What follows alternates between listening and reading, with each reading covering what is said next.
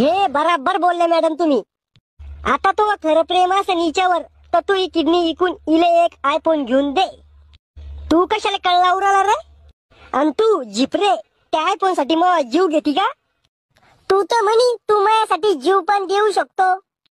ते फक्त मनासाठी राहतं, खरोखर मध्ये कोणी कोणासाठी जीव नसतं देत.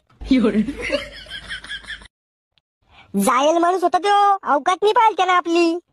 बरोबर म्हणे तो माणूस.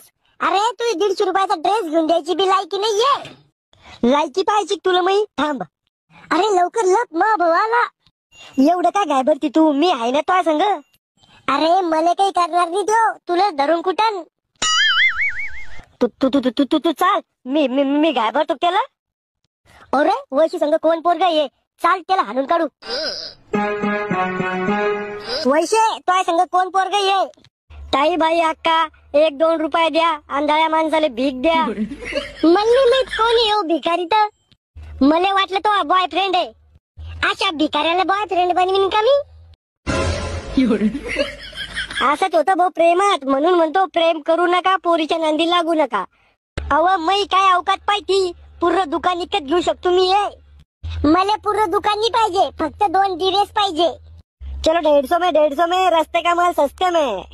ओ मामा बोला, एक ड्रेस केवढ्याले? अरे बैराय का तू? कवाचा आलडू सांगू राहिलो मी. 150 में एक. हो काही कमी नाही होणार का 150 मध्ये? करे आता तर तू पूर्ण दुकान विकत घ्यायच्या गोष्टी करा जाय. आता निघली हवा. हो थोडं भारत कमी करा. अरे हलकटा, याच्यापेक्षा कमी तुला पुऱ्या भारतात भेटणार नाही. चालवा बेबी पुढं दुसऱ्या दुकानात घेऊ आपण ड्रेस. या माणसाला बोलायची पद्धत नाहीये. अरे तू घ्यायची अवकात नाहीये ते सांग ना.